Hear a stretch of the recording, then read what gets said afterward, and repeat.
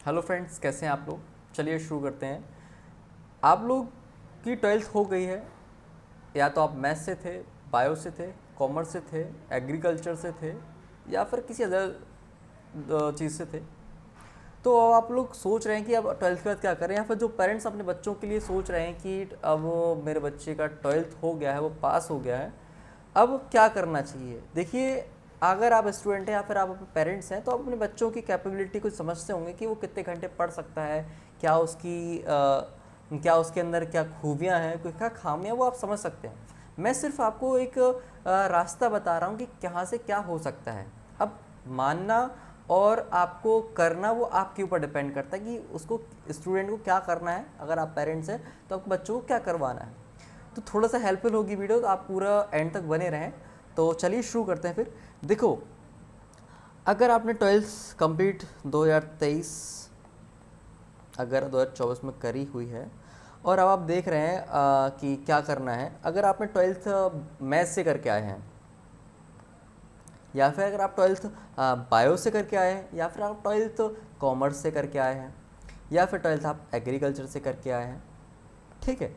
तो ये चार चीज़ें हो सकती है। कोई हो सकता है कुछ अदर चीज़ से करके आया, तो वो मुझे कमेंट में बता सकता है कि आप किस से ट्वेल्थ करके आए हैं मैथ बायो के अलावा, तो मैं उसके ऊपर पर्टिकुलर वीडियो बना दूंगा, ठीक है। आप मैथ से ट्वेल्थ करके आए हो, बायो से करके आए हो, कॉमर्स से करके आए हो, या फिर एग्रीकल्चर से करके आए हो। अब आप सोच रहे हैं भाई क्या करें, मैथ से करें, बायो से, अब क्या यार। तो देखो, अगर आप मैथ से या बायो से करके आए, चलो आज मैं सबसे पहले बायो के ऊपर बात करता हूँ कि अगर मान लीजिए आप बायो से आप ट्वेल्थ करके आए हैं, ठीक है, तो आपके पास क्या क्या ऑप्शन है, क्या क्या आप कर सकते हैं, ठीक है। तो सबसे पहला ऑप्शन जो बनता है, वो आपके पास जो बनता है, वो बनता है मेडिकल का line. Medical line, medical medical में क्या फील्ड है, मेडिकल में आप क्या कर सकते हैं। तो मेडिकल के लिए एक एंट्रेंस टेस्ट देना होता है जो कि नीट कहलाता है, आप लोगों ने सुना ही होगा। तो अगर नीट में अगर आप अच्छे स्कोर करते हैं, नीट में क्या होता है, नीट का सिलेबस होता है physics, chemistry and bio. Physics, chemistry, bio में आपको पढ़ना होता है, जो कि नीट का पेपर 720 मार्क्स का होता है। और 720 मार्क्स में से सबसे हाईएस्ट मार्क्स ऑब्टेन करने वाले को मिलता है MBBS। अगर उससे थोड़ा कम मार्क्स आते हैं, उसके क्राइटेरिया से कम मार्क्स आते हैं, तो उसको मिलता है BDS। और तीसरा कोर्स होता है, वो होता है BAMS, BHMS और BUMS। तो कई सारे कोर्स हैं जो कि मेडिकल लाइन में, अगर आप डॉक्टर, एक अच्छे डॉक्टर बनना चाहते हैं, अगर आपका सपना है, बचपन से सपना रहा है, या फिर अपनी कैपेबिलिटी को देख के, क्योंकि सपने में और कैपेबिलिटी में अंतर होता है। आपका सपना है वो चीज़ करना है, लेकिन आप उसके लिए कैपेबल नहीं हो, तो वो आपके ऊपर एक तराजू सी तौलिए। मैं हिंदी में बात करूँगा एकदम से नॉर्मल से, कि मैं और आप कोई दूर के नहीं हैं, हम लोग हिंदुस्तान में रहने वाले हैं। तो एकदम से एक ऐसी बात करूँगा एकदम फ्रेंडली। आपको कोई अगर दिक्कत लगती है तो आप मुझे प्लीज़ कमेंट करिए, मुझे डायरेक्ट मैसेज करिए। कमेंट में मैं अपना नंबर दे देता हूँ, व्हाट्सअप नंबर। कोई भी प्रॉब्लम हो तो प्लीज़ बताइए।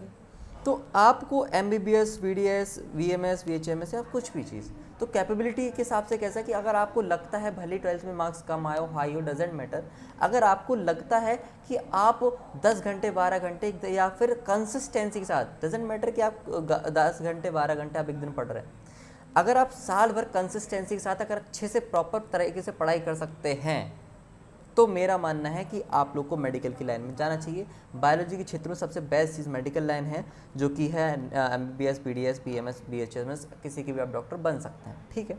अगर आपको लगता है कि यार ये हो नहीं रहा है, ऐसा है, आपको थोड़ा सा लग रहा है कि इतना नहीं हो सकता कंसिस्टेंट, तो थोड़ा सा कोई दिक्कत नहीं है, या फिर आपका सपना हो, तो सेकंड नंबर पे जो चीज़ आती है वो आती है हमारी आती है फार्मेसी, ठीक है। मेडिकल में उसके बाद आती है फार्मेसी। फार्मेसी में क्या कि आपकी ट्वेल्थ बायो से हुई है या फिर मैथ से हुई है, तो अब आप क्या फार्मेसी के में फील्ड में जाना चाहते हैं, तो फिर आपके पास दो ऑप्शन होते हैं, जो कि जो कोर्स का नाम है वो है हमारा B फार्मा, एंड दूसरा आता है हमारा D फार्मा।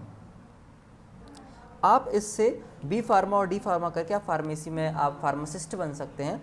उसमें मेडिकल लाइन में नीट के थ्रू आप डॉक्टर बन रहे थे, इससे आप फार्मेसी से आप फार्मासिस्ट बन सकते हैं। सैलरी काफ़ी अच्छी है। आप ये मत सोचिए कि मेडिकल बहुत वो है, इसमें बहुत ज़्यादा फी, देखो आपके पैशन के ऊपर होता है कि आपको करना क्या है। एक पैशन के हिसाब से होता है, एक परिस्थितियों के हिसाब से होता है, कि हो सकता है आपका पैशन हो और हो सकता है आपकी परिस्थितियाँ वैसी ना हो या फिर परिस्थितियाँ वैसी हो। दोनों चीज़ पे बात करता हूँ मैं, ठीक है। तो अगर आपका पैशन है कि आप फार्मासिस्ट ही बनना है तो आप फार्मेसी कर सकते हैं, बढ़िया सा ऑप्शन है, बी फार्मा और डी फार्मा कर सकते हैं। तीसरा आपके पास ऑप्शन आता है बायोलॉजी से 12th करने के बाद, ये क्या ऑप्शन आता है, वो आता है नर्सिंग का, ठीक है। मेडिकल में यहाँ पे गर्ल्स बॉयज़ कोई भी जा सकते हैं, कोई इशू नहीं है। फार्मेसी में भी कोई गर्ल्स एंड बॉयज़ का ऐसा कोई इशू नहीं है कि इसमें वही जाएंगे, ठीक है। उसके बाद मैं जो थर्ड बात कर रहा हूँ वो नर्सिंग का, ठीक है। नर्सिंग के लिए आप बीएससी नर्सिंग कर सकते हैं, ठीक है। मैं इसके बाद एक नेक्स्ट वीडियो बनाऊंगा जिसमें बताऊंगा कि कौन से कॉलेज में कितनी क्या फ़ीस है, कैसा क्या फीस स्ट्रक्चर है और कैसी क्या पढ़ाई होती है, और दूसरी चीज़ क्या स्कोप है उससे। और वो चीज़ जानने के लिए आप प्लीज़ इस चैनल को सब्सक्राइब कर लीजिए एंड बेल आइकन को भी प्रेस कर दीजिए, जिससे आने वाली वीडियोस की नोटिफिकेशन सबसे पहले आप तक पहुंच सके। तो ठीक है, मैं कंटिन्यू करता हूं। तो नर्सिंग, तो आप बीएससी नर्सिंग कर सकते हैं। बीएससी नर्सिंग भी जो कि 4 साल का होता है, 4 साल में आपकी कंप्लीट हो जाएगी डिग्री, और आप किसी भी आप नर्सिंग स्टाफ में आप बन सकते हैं, पहुंच सकते हैं। गवर्नमेंट या प्राइवेट सेक्टर में किसी भी हॉस्पिटल में आप ज्वाइन कर सकते हैं। फिर चौथा हमारे पास वो आता है कि आपने ये कर लिया बीएससी, मतलब हमें डॉक्टर नहीं बनना है या फिर फार्मासिस्ट नहीं, नर्सिंग नहीं, या फिर मान लीजिए हमें सिर्फ सिंपल सा करना है कुछ कि बीएससी या फिर हमें मतलब बैचलर डिग्री लेनी है। ये सिंपल कुछ नहीं होता, बैचलर डिग्री चाहिए तो हम बैचलर इन साइंस से ले सकते हैं, जिसके अंदर कई सारे कोर्सेज आते हैं। तो सबसे पहले मैं बात कर लेता हूँ कोई सा, जैसे उठा लेते हैं, जैसे बीएससी एनवायरमेंटल साइंस।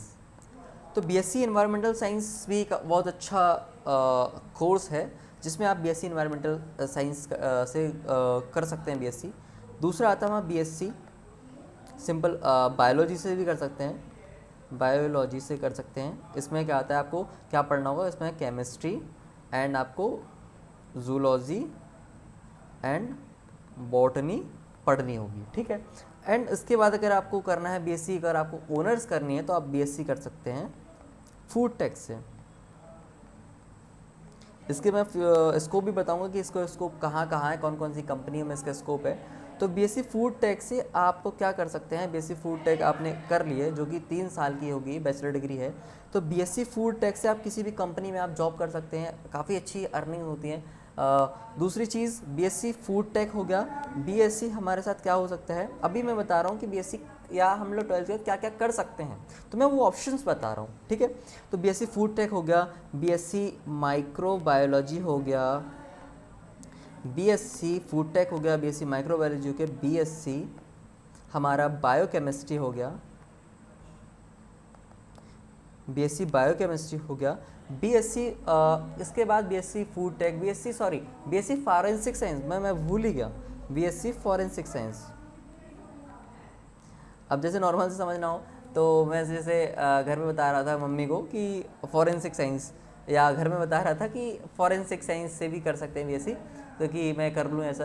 तो फॉरेंसिक साइंस को मैं इस तरीके से एग्जांपल दे दिया था कि आपने सीआईडी नाटक देखा है ना, जो शो आता था सीआईडी, तो उसमें डॉक्टर साड़ू के जो बने ना, वो एकदम मुर्दे के ऊपर वो करते हैं कि चेक करते हैं कि कैसे मरा क्या नहीं मरा। तो उनको एक सिंपल सा एग्जांपल देता हूँ कि डॉक्टर साड़ू के, अच्छा वो उस फील्ड के हैं, किस फील्ड के हैं, वो फॉरेंसिक के हैं, ठीक है। तो आप फॉरेंसिक से कर सकते हैं, बायोकेमिस्ट्री से कर सकते हैं, माइक्रोबायोलॉजी से कर सकते हैं, फूड टेक से कर सकते हैं। एंड इसके बाद आप किसी अदर आप ऑनर्स कर सकते हैं, बीएससी एक सिंपल पर्टिकुलर सब्जेक्ट जूलॉजी से कर सकते हैं, बीएससी बॉटनी से कर सकते हैं। तो आपके पास कई सारे ये मैंने बता दिए फील्ड कि आप यहाँ से कर सकते हैं।